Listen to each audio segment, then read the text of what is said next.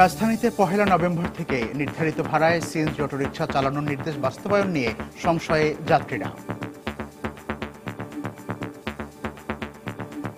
ওনারা এমনভাবে সিন্ডিকেট করে রাখে, ভাড়া যেটা বলবে সবাই একই, যার কাছে যেমন পায় আর কি। আমরা পাবলিকরা জিম্মি হয়ে গেছি। যানজট নিরসন, অতিরিক্ত টাকা জমা নেওয়া ও পুলিশি হয়রানির বন্ধের দাবি চালকদের।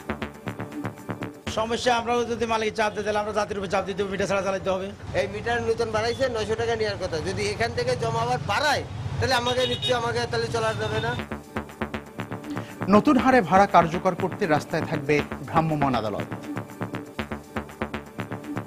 নভেম্বর 1 তারিখে বিআরটি এর নির্বাহী ম্যাজিস্ট্রেট থাকবে 6 জন, জেলা প্রশাসনের পক্ষ থেকে আরো কয়েকজন নির্বাহী ম্যাজিস্ট্রেট যাতে দেওয়া হয়, তাদের পক্ষ থেকে যেন একটা ভ্রাম্যমাণ আদালত পরিচালনা করা হয়। দেখছিলেন সময়ের বিশেষ শিরোনাম। সন্ধ্যার সময় সঙ্গে আছি আমি কামরুজ্জামান মামুন এবং আমি মিজানুর রহমান খবির। এবারে অন্যান্য শীর্ষ সংবাদ।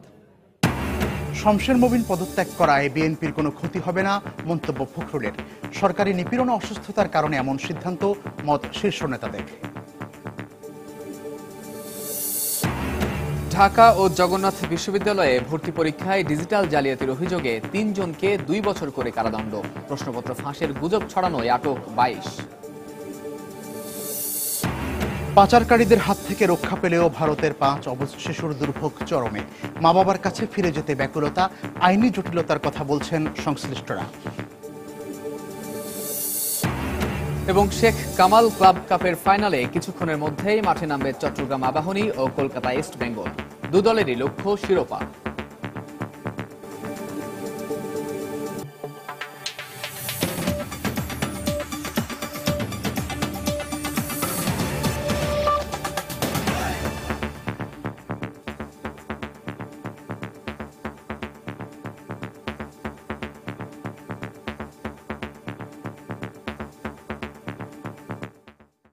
শমশের মবিন চৌধুরীর আকস্মিক দল থেকে পদত্যাগের ঘোষণায় হতবাক হয়ে পড়েছে বিএনপি।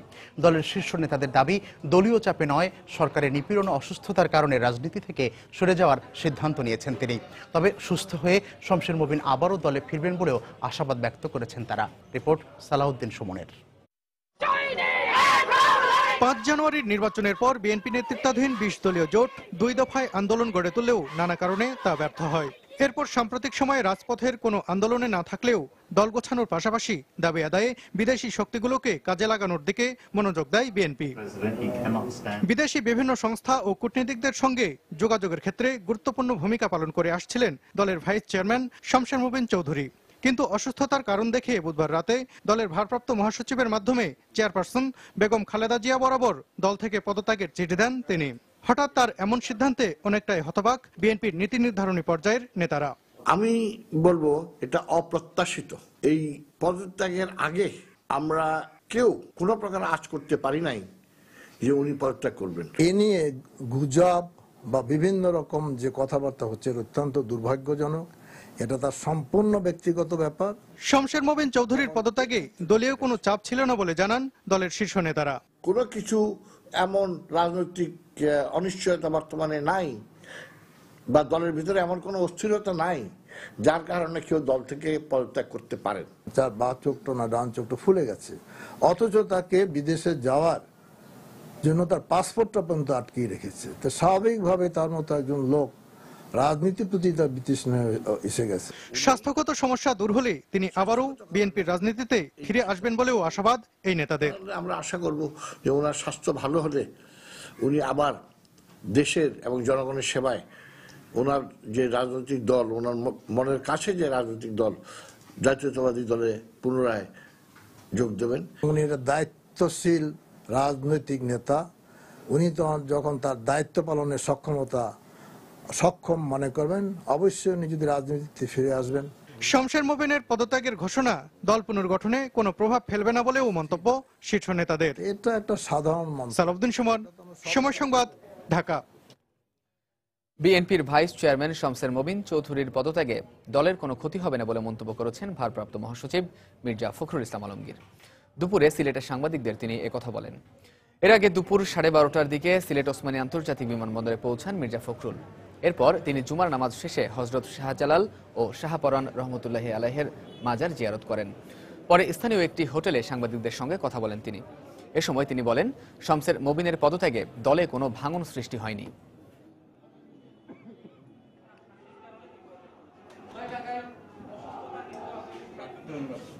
পররাষ্ট্রমন্ত্রীরা রয়েছেন, সুতরাং বিএনপি আপনার এই দেশের সবথেকে স্বাভাবিকভাবে উনি ব্যক্তিগতভাবে যেতে পারেন। তো সেখানে আপনার বিএনপির মধ্যে বহু লোক আছে যারা এই কাজগুলো করেছেন, করছেন এবং ভবিষ্যতে করবেন। দলের ক্ষতি একজন মানুষ চলে গেলে খুব বেশি একটা হয় না, এবং আমরা মনে করি যে এই ধরনের, উনি তো এখন স্বাস্থ্যগত কারণে চলে গেলে তো কারো কিছু করার নেই। দেশের বিরুদ্ধে ষড়যন্ত্রের কারণে শমসের মবিন চৌধুরীর মতো অনেক নেতা বিএনপি ত্যাগ করবেন বলে মন্তব্য করেছেন আওয়ামী লীগ নেতারা। বিকেলে রাজধানীর বঙ্গবন্ধু অ্যাভিনিউয়ে কৃষক লীগ আয়োজিত জনসভায় তারা এ মন্তব্য করেন। এ সময় বিএনপি চেয়ারপারসন বেগম খালেদা জিয়ার দেশে ফেরা নিয়েও সংশয় প্রকাশ করেন আওয়ামী লীগ নেতারা। অফিস নিয়োগ করে লন্ডনে বসে বিদেশি হত্যা করে সরকারের পতন ঘটাতে চান, উল্টা হয়ে দাঁড়িয়েছে। এখন আপনার দলের মধ্যেই ভাঙন শুরু হয়ে গেছে। মির্জা ফখরুল সাহেব, শমসের মোবিন চৌধুরী একা হবে না, বহু শমসের মোবিন চৌধুরী আপনার দলের মধ্যে আছে যারা সন্ত্রাসী নাশকতা ষড়যন্ত্রের বিরুদ্ধে তাদের মানসিকতা প্রকাশ করে অচিরেই দল ত্যাগ করবে। সেদিন আর বেশি দূরে না, আপনারা দেখুন। এই বিএনপি যত বেশি জনতার বিরুদ্ধে, দেশের বিরুদ্ধে ষড়যন্ত্র করবে, তত বেশি তার ক্ষতিগ্রস্ত হবে এবং এই বিএনপি ভেঙে খান খান হবে। খালেদা জিয়া আজকে লন্ডনে তার ছেলের হাতে বন্দী কিনা আমি জানি না। খালেদা জিয়া এখন নিজের ইচ্ছায় সিদ্ধান্ত নিতে পারছেন কিনা। বেগম জিয়া, বিএনপি নেতৃত্বকে বলবো, দেশে আসেন, সামনে লড়াই করেন, আমরা সামনাসামনি লড়াইকে বিশ্বাস করি, কিন্তু পিছন থেকে চক্রান্ত করবেন না, ফল ভালো হবে না।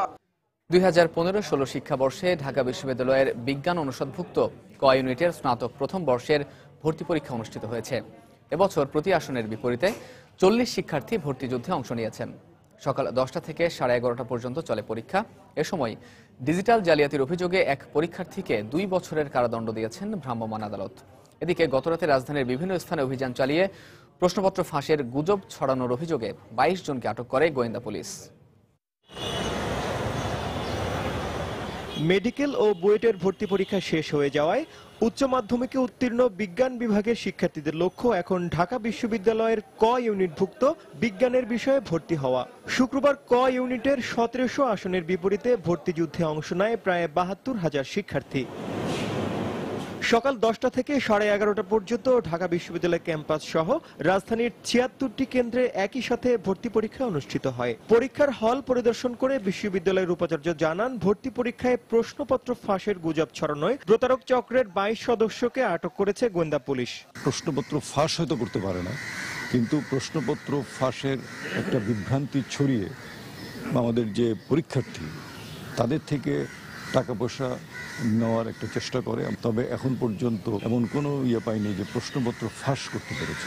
বিশ্ববিদ্যালয়ের কয়েকজন ছাত্রের পরিচয় পাওয়া গেছে এবং তাদেরকে বহিষ্কারের সিদ্ধান্ত নেওয়া হয়েছে। এদিকে পরীক্ষার আগে প্রশ্নপত্র ফাঁসের গুজবে মিশ্র প্রতিক্রিয়া ছিল ভর্তিচ্ছুদের মাঝে। গুজবটা কতটা সত্য এটা তো জানি না, কারণ এখন বাংলাদেশের পরীক্ষা, এটা পরীক্ষা হওয়া মানে মনের ভিতর ধারণা হয়ে যায় যে পরীক্ষার প্রশ্ন ফাঁস হবেই। গুজব হইতে পারে, আবার এটা সত্যিও হইতে পারে, সেজন্য এটা তো টেনশন থাকে। টেনশনে ছিলাম যে আউট হইতে পারে, যেমন মেডিকেল হয়েছিল। ঢাকা ইউনিভার্সিটির পরীক্ষার ক্ষেত্রে আমার কাছে মনে হয় যে সবকিছু নিট অ্যান্ড ক্লিন ছিল। ভর্তি পরীক্ষায় ডিজিটাল জালিয়াতির অভিযোগে এক পরীক্ষার্থীকে 2 বছরের কারাদণ্ড দিয়েছেন ভ্রাম্যমাণ আদালত। তানিন মেহেদি, সময় সংবাদ, ঢাকা। এদিকে জগন্নাথ বিশ্ববিদ্যালয়ের 2015-16 শিক্ষাবর্ষের প্রথম বর্ষ সম্মান শ্রেণীর ক ইউনিটভুক্ত বিজ্ঞান ও লাইফ সায়েন্স অনুষদের ভর্তি পরীক্ষা অনুষ্ঠিত হয়েছে। রাজধানীর বিভিন্ন শিক্ষা প্রতিষ্ঠানে 29টি কেন্দ্রে বিকেল 3টা থেকে 4টা পর্যন্ত এই পরীক্ষা অনুষ্ঠিত হয়। এবছর ক ইউনিটে 760টি আসনের বিপরীতে 57,703 জন ভর্তিচ্ছু শিক্ষার্থী এই পরীক্ষায় অংশ নেন। প্রতি আসনের বিপরীতে প্রতিদ্বন্দ্বিতা করেন 76 জন। এদিকে পরীক্ষায় জালিয়াতির অভিযোগে 3 জনকে আটক করেছে বিশ্ববিদ্যালয় কর্তৃপক্ষ। পরে ভ্রাম্যমাণ আদালত পরীক্ষায় জালিয়াতির দায়ে আটক এক পরীক্ষার্থী ও তার 2 সহযোগীকে 2 বছর করে কারাদণ্ড দেন।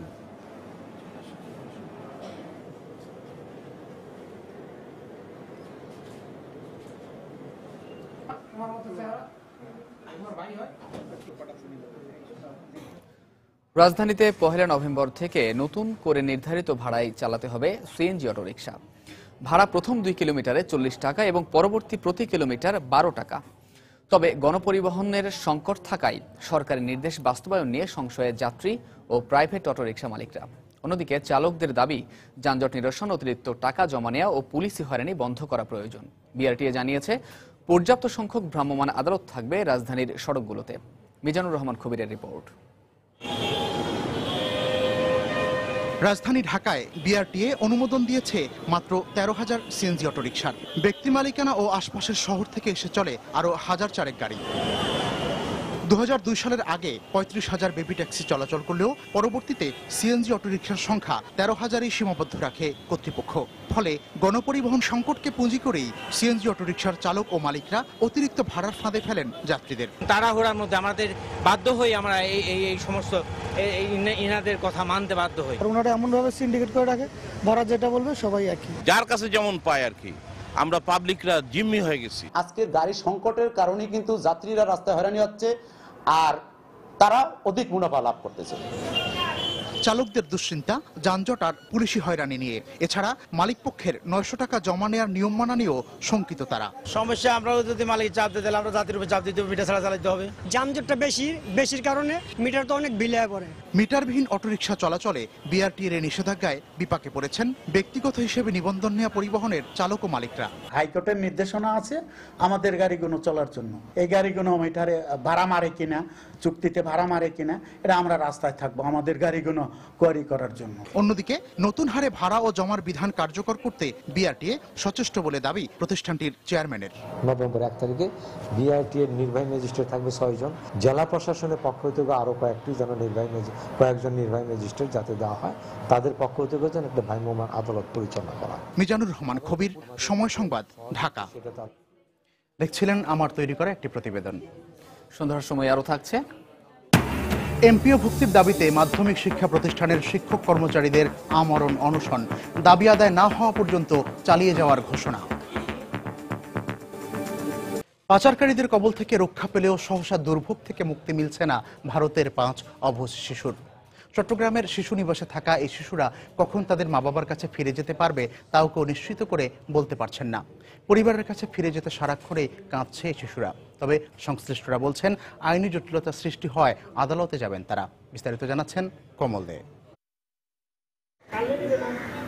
2 সপ্তাহের বেশি সময় ধরে পরিবার থেকে বিচ্ছিন্ন দুগ্ধপোষ্য এসব শিশু মা বাবাকে ছেড়ে ভিনদেশের আশ্রয় কেন্দ্রে এখন তাদের স্থান। তারা ফিরে যেতে চায় মা বাবার কাছে। তাই আশ্রয় কেন্দ্রে নতুন কেউ ঢুকলেই তারা খুশি হয় এই ভেবে যে তাদের বাড়ি ফিরিয়ে নেওয়া হবে।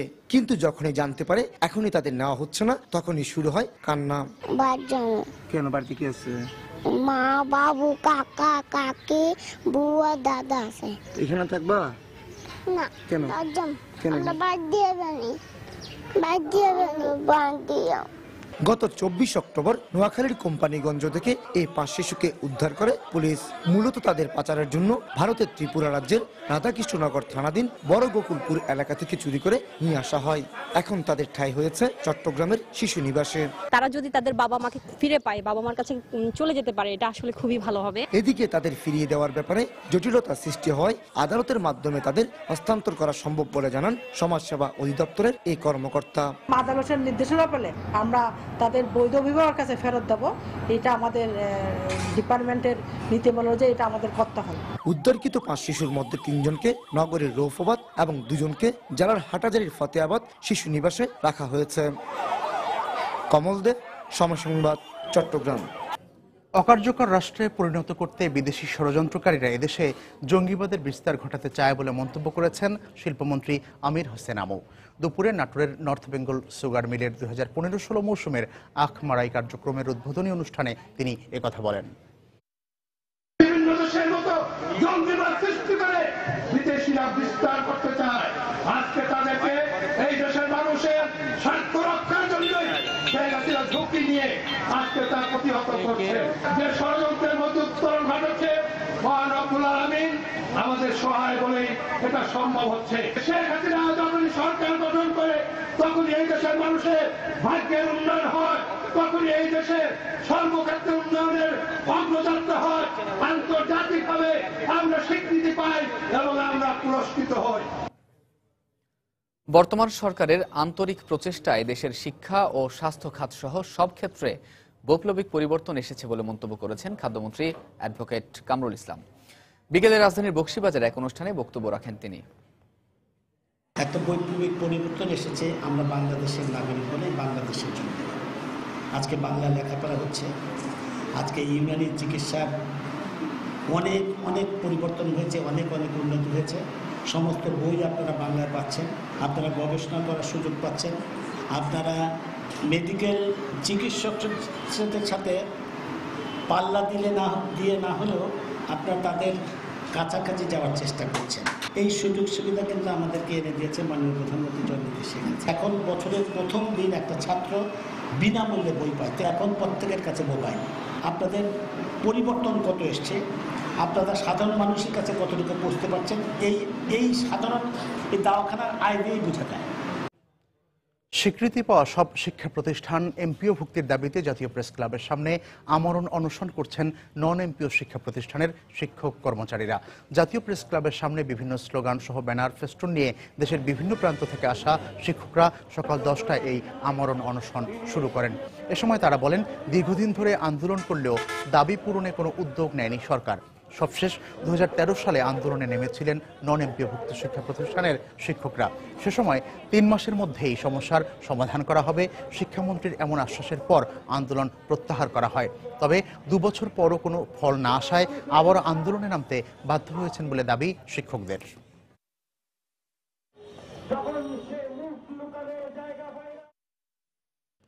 কুষ্টিয়ায় ভেড়ামারায় ভারত বাংলাদেশ বিদ্যুৎ সঞ্চালন কেন্দ্র পরিদর্শন করেছেন ভুটানের বিদ্যুৎ মন্ত্রী, বাংলাদেশের তথ্যমন্ত্রী ও বিদ্যুৎ প্রতিমন্ত্রী সহ দুদেশের বিশেষ প্রতিনিধি দল।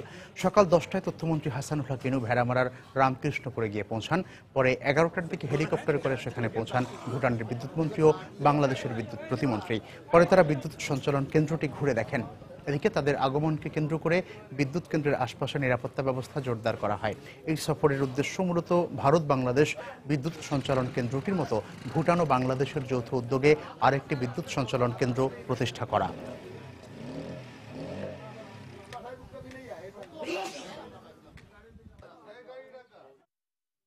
গাইবান্ধায় প্রাথমিক সহকারী শিক্ষক নিয়োগ পরীক্ষায় অসদুপায় অবলম্বনের অভিযোগে 29 জনকে জরিমানা ও বিভিন্ন মেয়াদে কারাদণ্ড দিয়েছেন ভ্রাম্যমাণ আদালত। দুপুরে নির্বাহী ম্যাজিস্ট্রেট মাগফুরুল জামান আব্বাসী এই আদেশ দেন। পুলিশ জানায়, সকালে শহরের বিভিন্ন পরীক্ষা কেন্দ্রে প্রাথমিক সহকারী শিক্ষক নিয়োগ পরীক্ষা অনুষ্ঠিত হয়। এ সময় কয়েকটি কেন্দ্রে অভিযান চালিয়ে মোবাইল ফোন ও বিশেষ ডিভাইস সহ 29 জন পরীক্ষার্থীকে আটক করা হয়। পরে ভ্রাম্যমাণ আদালতের বিচারক 18 জন নারী পরীক্ষার্থীকে 1000 টাকা করে জরিমানা এবং 11 জন পরীক্ষার্থীকে 7 দিন থেকে 1 মাস পর্যন্ত বিভিন্ন মেয়াদে কারাদণ্ড দেন।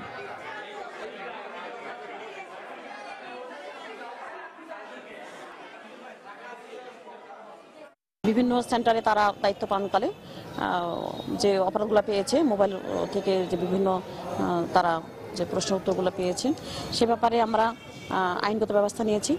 অপরাধের গুরুত্ব অনুসারে আমরা মোবাইল কোর্টের যেগুলো আয়ত্ত আসছে সেগুলো মোবাইল কোর্টের মাধ্যমে সাজা দেওয়া হয়েছে। কক্সবাজার চট্টগ্রাম মহাসড়কে বাস ও মাইক্রোবাসের সংঘর্ষে 3 জন নিহত হয়েছেন, আহত হয়েছেন আরও 6 জন। সকাল 8টার দিকে লিংক রোড এলাকায় কক্সবাজারগামী হানিফ পরিবহনের সঙ্গে বিপরীত দিক থেকে আসা মাইক্রোবাসের মুখোমুখি সংঘর্ষ হয়। এতে মাইক্রোবাসটি দুমড়ে মুচড়ে গেলে গুরুতর আহত হন চালক সহ 9 জন। তাদের উদ্ধার করে সদর হাসপাতালে নেওয়া হলে কর্তব্যরত চিকিৎসক স্বপ্না দাস নামে একজনকে মৃত ঘোষণা করেন। আহতদের মধ্যে 5 জনকে চট্টগ্রাম মেডিকেল কলেজ হাসপাতালে নেওয়ার পথে চালক রিঙ্কু বড়ুয়া মারা যান। পরে হাসপাতালে চিকিৎসাধীন অবস্থায় আরও একজনের মৃত্যু হয়।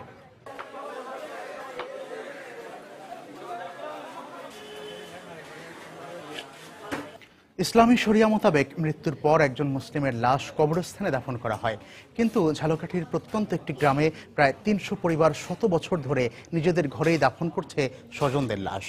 জমির অভাব এবং সামাজিক বৈষম্যে অদ্ভুত এক জনপদে পরিণত হয়েছে গোটা এলাকা। সময় সংবাদের ক্যামেরা সেখানে পৌঁছালে দ্রুত সরকারি সহায়তায় একটি কবরস্থান নির্মাণের আশ্বাস দিয়েছেন জেলা প্রশাসক। ঝালকাঠি থেকে পলাশ রায়ের পাঠানো তথ্য ছবি নিয়ে ডেস্ক রিপোর্ট। ঘরের আঙিনা থেকে উঠোন, এমনকি শোবার ঘরের মেঝেতে যত্রতত্র মৃত ব্যক্তির কবর। খুব অদ্ভুত শোনালেও পূর্বপুরুষের কবরের সাথেই নিত্য বসবাস ঝালকাঠির কাঠালিয়া উপজেলার আমুয়া ইউনিয়নের সর্দারপাড়ার বাসিন্দাদের। দীর্ঘদিন ধরে মৎস্যজীবী নিম্ন আয়ের মানুষগুলো একখণ্ড জমির অভাবে প্রিয়জনকে দাফন করছেন নিজের ঘরেই। বিস্ময়কর ভাবে কারো কারো আঙিনায় দেখা মেলে একাধিক কবরের। আমার এই ঘরের মধ্যে 10 থেকে 12টা কবর আছে, 300 ফ্যামিলি আছে, তাই জন্য কবরের জায়গা নাই, সেই জন্য আমরা ঘরের মধ্যে কবর দিই। ঘরের নিচে কবরস্থান দেওয়া হয়, পানি উঠে তলায় যায়। ইলেকশনে হইলে এরা কয় যে এরকম কবরস্থানের জন্য জায়গা দেবো। এই ব্যাপারে দ্রুত পদক্ষেপ নেওয়ার আশ্বাস দিলেন জেলা প্রশাসক। এই সম্প্রদায়ের জন্য একটা কবরস্থান প্রস্তুত করবে, কারণ এটা একটি সম্প্রদায়ের একটি মানুষের মৃত্যুর পরে তার কবর দেওয়াটা, কবরস্থান পাওয়াটা তার একটা অধিকার। মূলত হলতা নদীর পাড়ের এই মৎস্যজীবীরা শত শত বছর আগে ছিল বেদে সম্প্রদায়ের মানুষ। প্রায় 100 বছর আগে একযোগে সবাই ইসলাম ধর্ম গ্রহণ করে বসবাস শুরু করেন এই সর্দারপাড়ায়। সেই সময় সামাজিক বৈষম্যের কারণে স্থানীয় গোরস্থানে কবর দেয়া হতো না সর্দারপাড়ার কারো মরদেহ। তখন থেকেই স্বজনদের লাশ আঙিনায় কবর দেওয়ার রেওয়াজ চালু হয় গ্রামটিতে। সময় সংবাদ, ঝালকাঠি।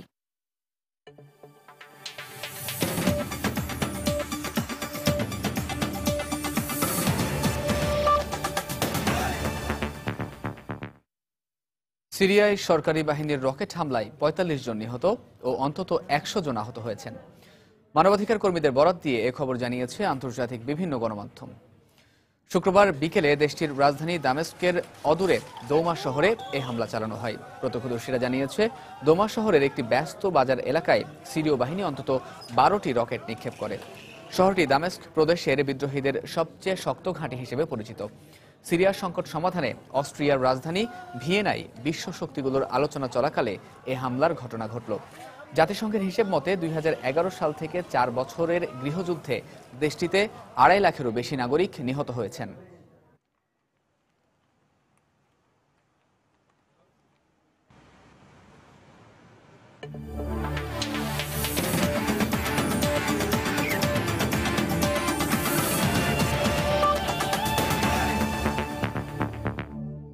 দক্ষিণ আফ্রিকা সফরে প্রথম জয়ের স্বাদ পেয়েছে বাংলাদেশ এ দল। গুয়াটেংয়ের বিপক্ষে 2 উইকেটে জয় পেয়েছে সৌম্য লিটনরা। ম্যাচের শুরুতে টসে জিতে গুয়াটেংকে ব্যাটিংয়ে পাঠায় এ দল। ম্যাচের শুরু থেকেই প্রতিপক্ষকে কামরুল ইসলাম রাবি ও জুবায়ের হোসাইনের নিয়ন্ত্রিত বোলিংয়ে বেশ চাপের মুখে রাখে সফরকারীরা। এতে নিয়মিত বিরতিতে উইকেট হারাতে থাকে গুয়াটেং। প্রতিপক্ষের 3 জন ব্যাটসম্যান ছাড়া আর কেউই রানের খাতায় 2 অঙ্কের ঘরে পৌঁছাতে পারেনি। শেষ পর্যন্ত সবকটি উইকেট হারিয়ে 100 রান সংগ্রহ করে গুয়াটেং। 101 রানের জবাবে ব্যাট করতে নেমে শুরুতেই রনি তালুকদারের উইকেট হারায় টাইগাররা। এরপর নিয়মিত বিরতিতে উইকেট হারাতে থাকলে চাপের মুখে পড়ে শুভাগত লিটনরা। তবে সৌম্য সরকারের 20 ও মোসাদ্দেক হোসাইনের 26 রানের উপর ভর করে 8 উইকেট হারিয়ে জয়ের লক্ষ্যে পৌঁছে যায় বাংলাদেশ এ দল। চট্টগ্রামের এম.এ. আজিজ স্টেডিয়ামে শেখ কামাল ক্লাব কাপের ফাইনালে লড়ছে স্বাগতিক চট্টগ্রাম আবাহনী ও কলকাতার ইস্ট বেঙ্গল ক্লাব। চ্যানেল 9-এর সৌজন্যে আমরা সরাসরি দেখে নেব ফাইনালের কিছু অংশ।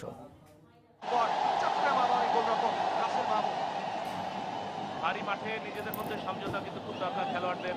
কখনো ভুল বোঝাবুঝি হলে প্রতিপক্ষ কিন্তু অ্যাডভান্টেজ পেয়ে যেতে পারে।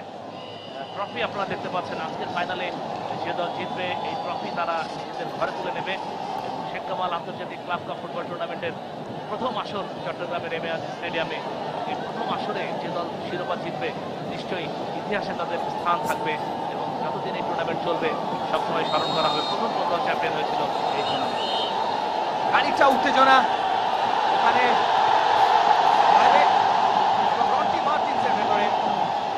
ফাইনাল ম্যাচ, খানিকটা উত্তেজনা থাকবে, সেটাই স্বাভাবিক। কেউ কাউকে ছাড় দিতে রাজি না। দুই বাংলার ফুটবল লড়াই। ঠিক এই মুহূর্তে ইস্ট বেঙ্গল তারা কিন্তু ফ্রি কিক আদায় করে নিয়েছে। ওই বাইব্যাক যেভাবে করে রডি মার্টিন্সকে পুশ করেছিলেন সেটা আনফেয়ার, সে কারণে কিন্তু এই ফ্রি কিক কানায় কানায় আজকে কিন্তু পূর্ণ এম.এ. আজিজ স্টেডিয়াম। গোলরক্ষক রাসেল মাহমুদ চট্টগ্রাম আবাহনীর একেবারে গোলমুখে হেড রন্টি মার্টিন্সের, অবশ্যই লক্ষ্যপ্রাপ্ত হেড। রন্টি মার্টিন্স সেমিফাইনালে কিন্তু দারুণভাবে জ্বলে উঠেছিলেন। রন্টি মার্টিন্সকে আপনারা দেখতে পাচ্ছেন 4 বছর ধরে ইস্ট বেঙ্গলের হয়ে কলকাতা লিগে খেলছেন তিনি, এবং এই টুর্নামেন্টে কিন্তু তিনি ইতিমধ্যে নিজের কার্যকারিতা খুব ভালোভাবে প্রমাণ করতে সক্ষম হয়েছেন। তিনটি গোল তার নামের পাশে রয়েছে রন্টি মার্টিন্স। অত্যন্ত বিপজ্জনক একজন ফুটবলার। চট্টগ্রাম আবাহনী ডিফেন্ডারদের কাজ হবে আজকে ওই রন্টি মার্টিন্সকে কড়া নজরে রাখা। মাঝ মাঠে বল দখলে লড়াই, বল চলে গেল সাইড লাইনের বাইরে। থ্রো ইন চট্টগ্রাম আবাহনীর অনুকূলে। জাহিদ তিনি থ্রো করবেন। হ্যাট্রিক করেছেন, দুর্দান্ত খেলে চলেছেন এবং তিনি ঘোষণা দিয়েই আজকে মাঠে নেমেছেন 100 নয় 120 ভাগ উজাড় করে দেবেন ফাইনাল জেতার জন্য। মাঝ মাঠে খেলা চলছে, ইস্ট বেঙ্গল আক্রমণে ওঠার চেষ্টায় রন্টি মার্টিন্স, খানিকটা ব্যাক পাস, উদ্দেশ্য সেখানে অভিনব বাগ, সামনে বাড়িয়েছেন আবারও কিন্তু সেই রন্টি মার্টিন্স দেখে নিচ্ছেন সতীর্থ ফুটবলার কে কোথায়। এরিয়াল পাস, বাদিক থেকে ওঠার চেষ্টায় সোহেল রানা, তিনি বল করে নিলেন, সাইডের পায় বল চাই, ইস্ট বেঙ্গলের সীমানায় ঢুকে পড়েছেন, কিন্তু সেখানে ওই আতনি সারেন তিনি ছিলেন প্রস্তুত। কিন্তু ফাউলের জন্য আবেদন করছিলেন জাহিদ, অবশ্য রেফারি কর্ণপাত করেনি। নিজেদের অর্ধে রেজাউল এক্ষেত্রে ক্লিয়ার করবেন, কোনো ঝুঁকি নেবেন না, সেটি স্বাভাবিক। বাইবেক সামনে এগোচ্ছেন, একটু সময় নেবেন। এক্ষেত্রে ওসিয়কো থমাস একটু নিচে নেমে এসছেন, তিনি তাকে দিলেন, দিতে চেয়েছিলেন অবশ্য ওই এলিটা কিংসলে, অবশ্য ঠিক জায়গায় তিনি ছিলেন না, তাকে ঠিকভাবে নিতে পারেন। ক্রাউডের একাংশ আপনারা দেখছেন আজকে কিন্তু এম এ আজিজ স্টেডিয়াম একেবারে দর্শকের আশা, তিল ধারণের জায়গা নেই। বাঁ দিক থেকে কিন্তু ইস্ট বেঙ্গল আক্রমণে ওঠার চেষ্টায় অবিনাশ রুইদাস, অত্যন্ত বিপজ্জনক ফুটবলার। ইস্ট বেঙ্গল আক্রমণে ওঠার চেষ্টায় রন্টি মার্টিন্স সামনে বাড়িয়েছেন, আতিকুর রহমান মিশু একেবারে প্রস্তুত ছিলেন, বল ছিনিয়ে নিলেন। এবারে কিন্তু হেমন্ত ভিনসেন্ট ডান দিক থেকে সামনে বাড়িয়েছেন, উদ্দেশ্য কিন্তু জাহিদ বল পেয়েছে, পাস বাড়িয়েছিলেন ওই হেমন্ত ভিনসেন্টের উদ্দেশ্যে, কিন্তু বল চলে গেল সাইড লাইনের বাইরে। Throw in. জাহিদ আজকে আক্রমণে গুরুত্বপূর্ণ ভূমিকা রাখবেন, তাতে কোনো সন্দেহ নেই, এবং জাহিদ যদি ভালো খেলেন তাহলে চট্টগ্রাম আবাহনীর পক্ষে ফলাফল আসাটা খুবই স্বাভাবিক, কারণ জাহিদ একজন দুর্দান্ত ফুটবলার, যদিও জাতীয় দলে এখন উপেক্ষিত। এই টুর্নামেন্টে কিন্তু নতুন করে নিজেকে ফিরে পেয়েছেন এবং তিনি নিশ্চয়ই চাইবেন যে আবারও নিজের সেই ফর্ম ফিরে পেয়ে আবারও জাতীয় দলে জায়গা করে। এই টুর্নামেন্টে চট্টগ্রাম আবাহনী 9টা গোল করেছে, সেই 9টা গোলের 4টাই কিন্তু ওই জাহিদের করা। অত্যন্ত কুশলী একজন ফুটবলার। দর্শক, এতক্ষণ দেখছিলেন শেখ কামাল ক্লাব কাপের ফাইনালে লড়ছে স্বাগতিক চট্টগ্রাম আবাহনী ও কলকাতার ইস্ট বেঙ্গল ক্লাব। চ্যানেল 9-এর সৌজন্যে আমরা এই খেলায় সরাসরি সম্প্রচার করছিলাম। সন্ধ্যার সময় এই পর্যায়ে শীর্ষ সংবাদগুলো জানিয়ে দিচ্ছি আরেকবার। শমসের মবিন পদত্যাগ করায় বিএনপির কোনো ক্ষতি হবে না, মন্তব্য ফখরুলের। সরকারি নিপীড়ন ও অসুস্থতার কারণে এমন সিদ্ধান্ত, মত শীর্ষ নেতৃবৃন্দের। ঢাকা ও জগন্নাথ বিশ্ববিদ্যালয়ে ভর্তি পরীক্ষায় ডিজিটাল জালিয়াতির অভিযোগে 3 জনকে 2 বছর করে কারাদণ্ড, প্রশ্নপত্র ফাঁসের গুজব ছড়ানোয় আটক 22। রাজধানীতে নির্ধারিত ভাড়ায় সিএনজি অটোরিকশা চালানোর নির্দেশ বাস্তবায়ন নিয়ে সংশয়ে যাত্রীরা, দুশ্চিন্তায় চালক, রাস্তায় থাকবে ভ্রাম্যমাণ আদালত। পাচারকারীদের হাত থেকে রক্ষা পেলেও ভারতের 5 অবুঝ শিশুর দুর্ভোগ চরমে, মা বাবার কাছে ফিরে যেতে ব্যাকুলতা, আইনি জটিলতার কথা বলছেন সংশ্লিষ্টরা। এবং শেখ কামাল ক্লাব কাপের ফাইনালে এখনো লড়ছে স্বাগতিক চট্টগ্রাম আবাহনী ও কলকাতা ইস্ট বেঙ্গল, দু দলেরই লক্ষ্য শিরোপা।